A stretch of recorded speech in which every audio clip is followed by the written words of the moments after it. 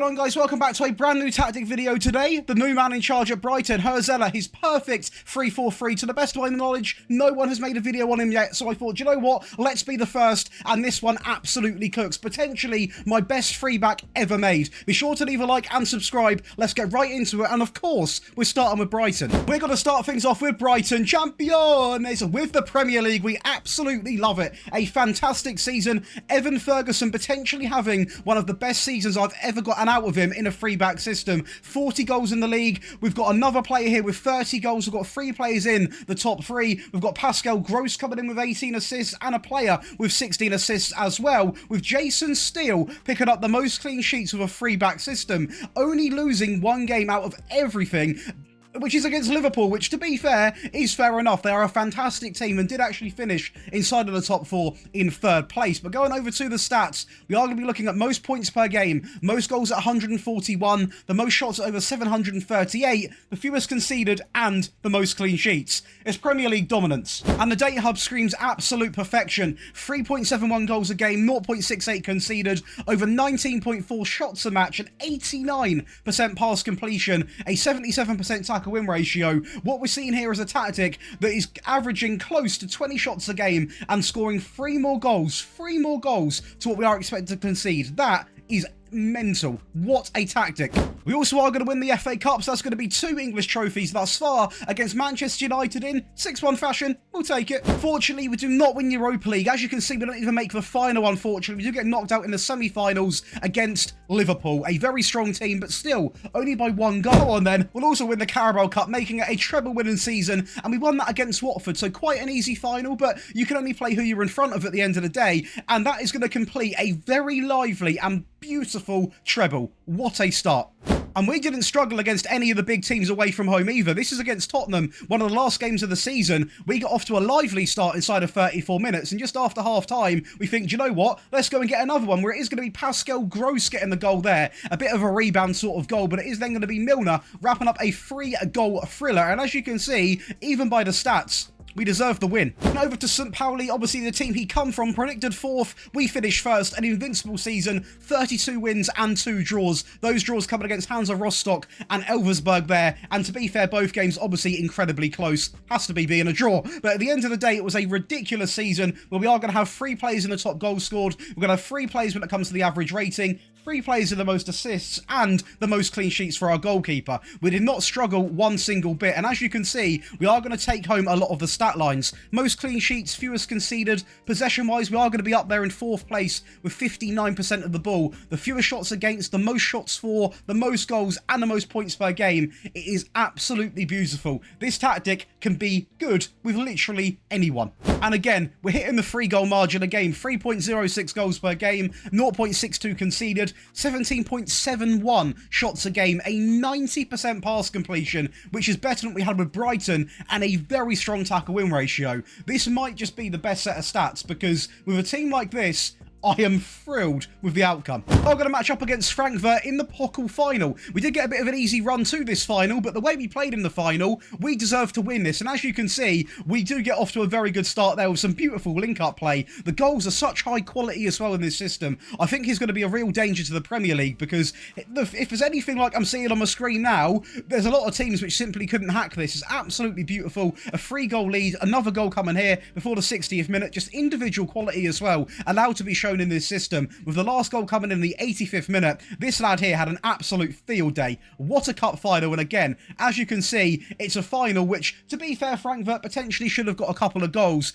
but we did dominate overall. That it puts an end to a very strong Bundesliga 2 season. And then we go and test with probably the best team in the game. That is going to be PSG, but we complete 34 out of 34. We don't drop a single point in the league. 0 points lost from draws, 0 points lost from losses. 34 wins. We've got 3 players inside of the top goal scorers. We've got 3 players inside of the top average rating. 2 players when it comes to the assists. Donnarumma with the most clean sheets. You're looking at these numbers here, and you've got to appreciate that alone is, I mean, it's an obscene amount of goals. We're talking about 92 goals, if I can do my maths. It is absolutely ridiculous. So looking at this again, most clean sheets, fewest conceded, most goals at 147, most shots, fewest shots against, possession-wise, basically first as well, alongside of Marseille. It is absolutely beautiful. This system might be one for the all-time. And the data hub, we're going to be looking at over 4.3 goals a match, 0.35 conceded, over 22.7 shots, a 90% pass completion,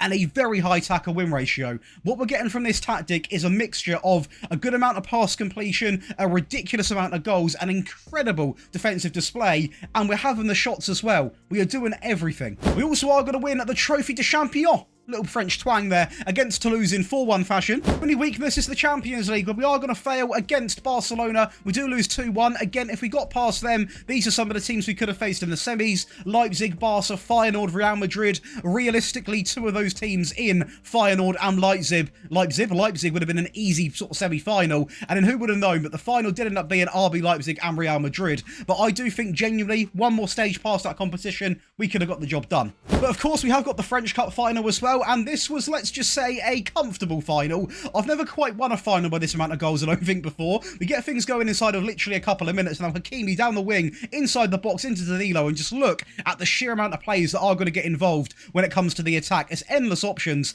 endless link-up play, and we find ourselves 3-0 up in 13 minutes. It's absolute bloodbath, this final, as Dembele cuts it back into Vitinha, a little bit low. Yeah, it's not great goalkeeping there, as we are going to go into the second half and just carry on this absolute brutality. The goals that are going in are flying in at some pace. Mbappe, Kolo Muani putting on an absolute ridiculous display as Mbappe's twisting and turning every single player he meets. Mbappe ball in, Kimpembe on the edge now getting involved, off Marquinhos in the end, I believe, as Hakimi plays it into Kimpembe, drives it into Marquinhos. Even the centre-backs having their way now. Absolutely loving it. It was a bit of an easy final, but I will showcase the stats because I don't think you've actually seen quite a battering like this. 67% of the ball, 19 shots on target, 34 overall. They couldn't even register a shot. But now, of course, to your favourite part of the video. If you are enjoying so far, be sure to leave a like and subscribe to the channel. It is completely free. And if you want to get all of these wonderful perks up here, over 13 perks over on the page, you get access to all three of these tactics. You get the console version, the mobile version, you get access to the tactics early, you get access to the rebuild files, you get those early as well. You personally get priority in the tactic and the rebuild requests. You get one-on-one tactical help. I will tweak your tactics for you, go over everything with you personally. You get access to a group chat of over 4,500 people,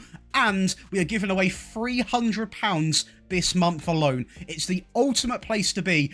Definitely one of the biggest communities outside of YouTube. So come over during the Patreon in the link below. It's absolutely banging. Let's go through and talk about this. Well, I'm going to say it. Beautiful system. It is a 3-4-3, and you know me, I've got a soft spot for a 3 at the back, so I really do like 3 at the back systems. And we start off right away with a goalkeeper who is simply going to be set to defend, with a ball-playing defender on the right, simply being on the default as well. Now, I'll keep it real with you. The back line is going to be quite sort of basic, because there's a lot of attacking essence outside of the back line. So I want the back 3 centre-backs to be quite straightforward and simply to do their job. So it is going to be 3 ball-playing defenders, with one of them being a covering option. Now, in any back 3, especially in this game, you really need to have that covering option if you're going for quite a strong defensive display, because what happens is obviously he sits a little bit deeper, he makes sure no one really gets in behind, and he's having that player a little bit deeper compared to the other two has bailed me out countless times. Now, the wing back on the left is going to be set to automatic, on run wide, get further forwards and stay wider.